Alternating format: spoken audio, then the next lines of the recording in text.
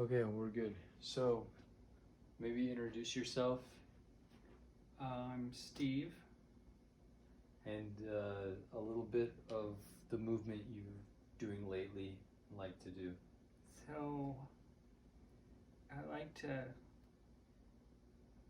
do things outdoors, hike, ski, alpine and cross country. And so I try to walk and jog a little bit to maintain some fitness for that. Do a little bit of work in the gym. But mostly I want to do outdoor recreational stuff. That's what I want to do. Okay. So basically, we'll put you through the ground to standing recode. This would be your first time, really, maybe second time, but basically the first time. And so we'll just get you to feel things, and the reps will be just that, X amount of reps, not X amount of minutes like what I've been doing. Okay, so you're already in a great position in the Seiza. Let's start with the rockers.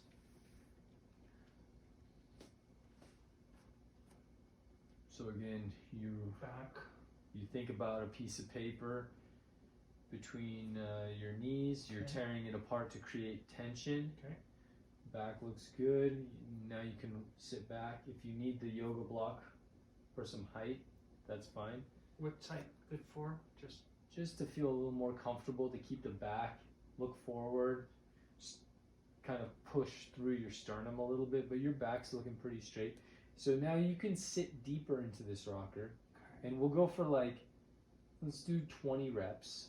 What should I be thinking about it? What should I be feeling as I do this? My back feels a little tight. Your back should feel a little tight. We want to create tension through the glutes. That's looking better when you sit a little deeper. I like to sometimes put some pressure down through my legs and ankles to create pressure going down and out. And now if you start right there and then stop about right here, you can just do a shorter rocker, but maintaining that pressure. So let's try 5 more of those without the back turning too much or the tail tucking. We don't want that, but it's looking good. And then think about some breathing too while you do it. So try to find a rhythm that's like maybe a nose breathing in through your nose, out through your mouth. But that's a good start. Starting to feel in my legs too now. Okay, let's rest there. If you need to move your legs a little bit, even stand up just to shake it out. All right. We don't want anything. We want you to feel things and then not be too taxed. So the next one we'll do is the rocker. And when you rock forward, we're gonna add the little internal rotation and kick out. So when kick up when I'm up to here. Yep, that looks good. And do I want to go all the way back or just part way back? No, that's good. You can add a little bit more of a kick, but without going so far forward like that. Maybe try the yoga block. Kick earlier like that then? Yep. So let's try 10 more of those. How about even trying this table? And what am I trying to, tell me what I should want to be feeling. Well, we want to feel that pressure in the backside, but then we want to work on internally rotating the femur. So the back looks good. What you don't want to do is go so far up on your knees. Okay, so stay lower and go out lower. Well, you still, so rest there. You still have a tendency to come up on your knees and almost this falling forward. So instead, try and create maybe a little bit closer to this coffee table, and then when you go forward here, just kick out and come back. But don't come very far forward. Yeah, and let's look forward with your head. And now you've kind of compressed the movement. Get up a little Yeah, there you go. So try 10 of those. You can sit a little deeper into the movement, and then also you could try putting your knees a little bit wider apart. Okay. So if you widen your knees a little bit, you can see how that feels. But really what we want to do is, without falling, just working on that internal rotation. It's not bad. Okay, let's go back to the original rocker. And now we're going to add 10 on each side. We're going to go side to side rockers. So you'll just fall into a side and then rock forward. On that side, stay when I rock forward, do I stay on the side or to the middle? No, you go to the middle, so you go to the other side. Oh, rock one side, then the There other you side? go. One side, Okay. then the other side. And now you get to kind of feel your hips. How stiff they are. And they pull from side to side. Let's see if we can find a little bit more on your right side. Your right side has a tendency to be off the ground. Let's see if you could see how I'm going to push my heels out. Okay. And sit back.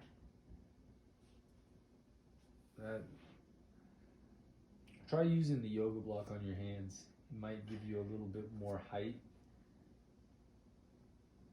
There you go.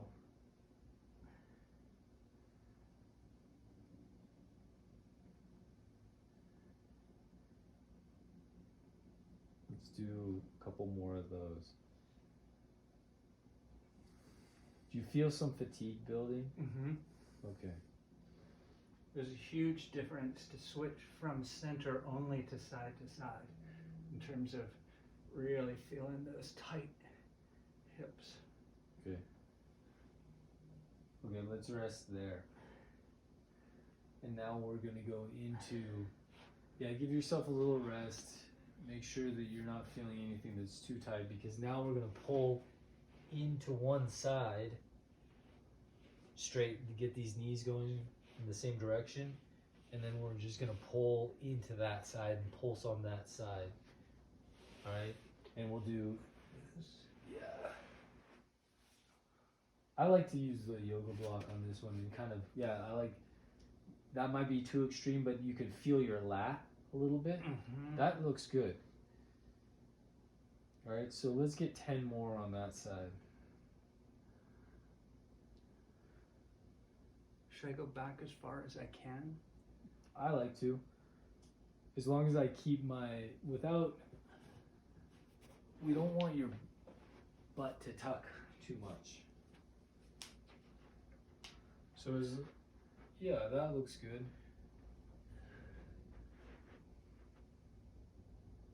Yeah, and you can also play with the position of your feet a little bit. Like the foot that's pressurized, your right leg, that's fine. But now let's try this left side. So make sure you feel your hips going, as far as they can. That's better. Yeah, looks good. Let's work out 7 more of those.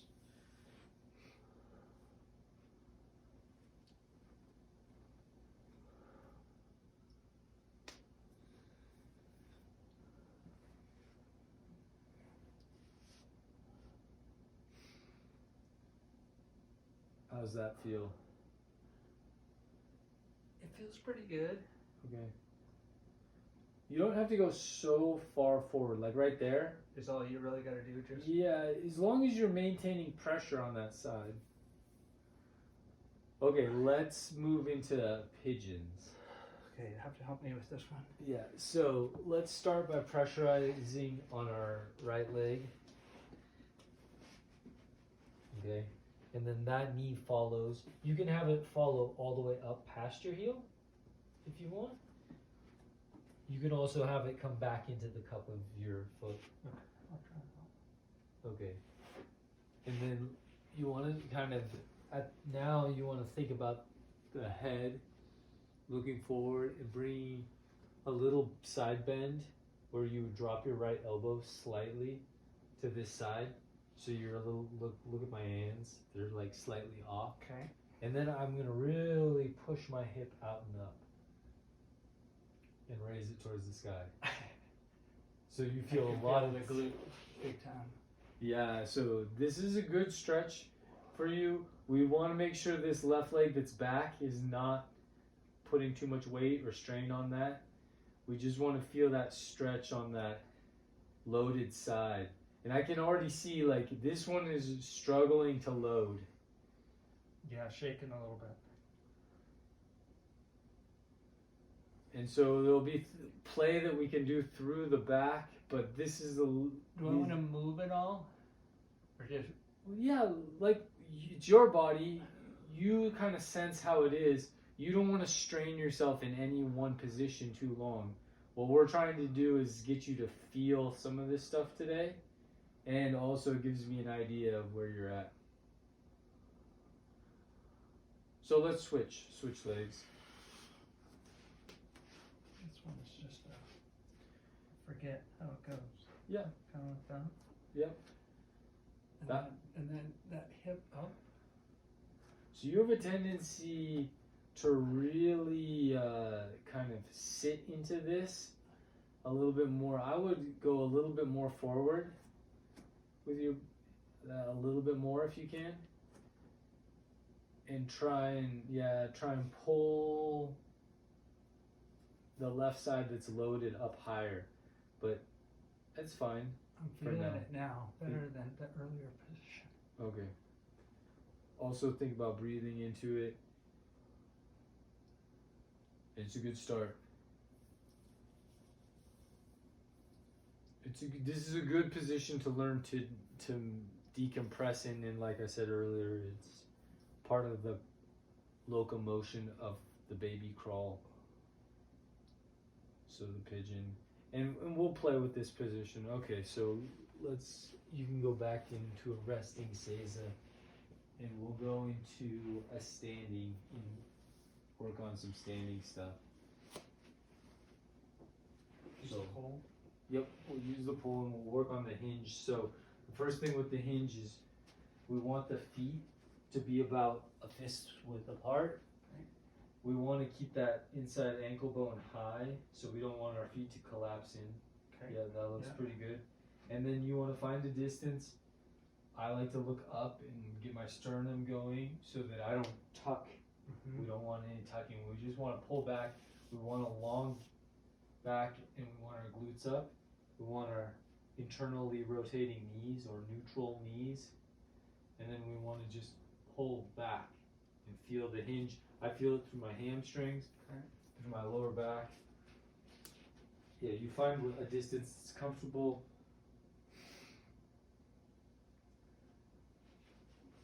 Let's see how the knees look. Yeah, and now you want to see if you can pull a little length. And if you can't, you can also pressurize this one and imagine, like with the rocker, that you are tearing a piece of paper from the outside parts of your feet, and you're ripping that paper outwards and create that pressure.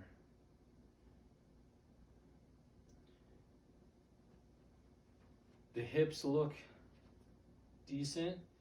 So yeah, and then you just play with pulling back. I feel a lot in my hamstrings. I totally do. Yep.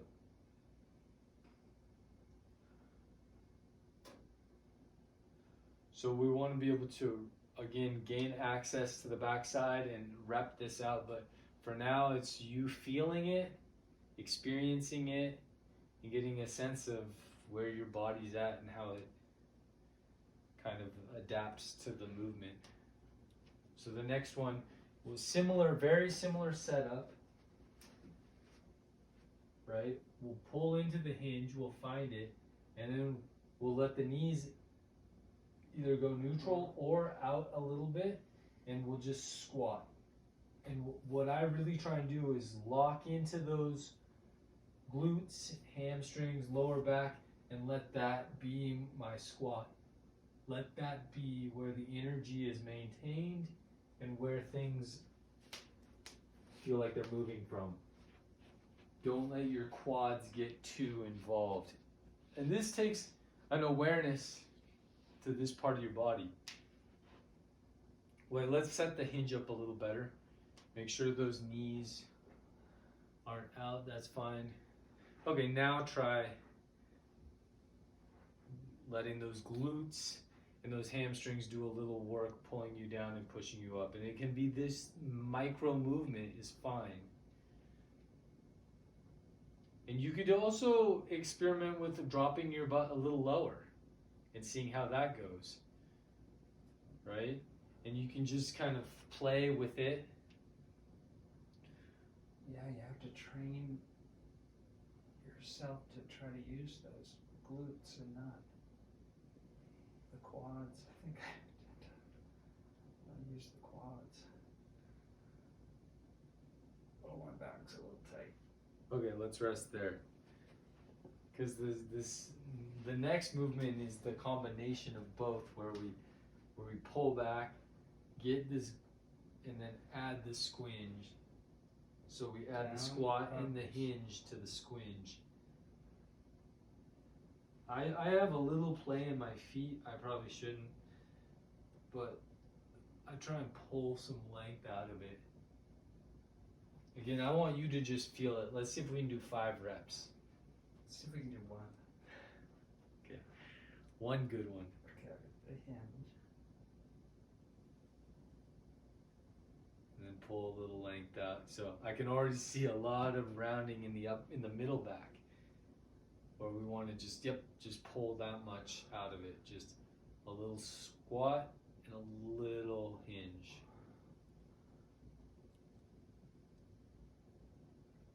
It's good. It's important for you to feel it. Yeah, it's hard to keep it back.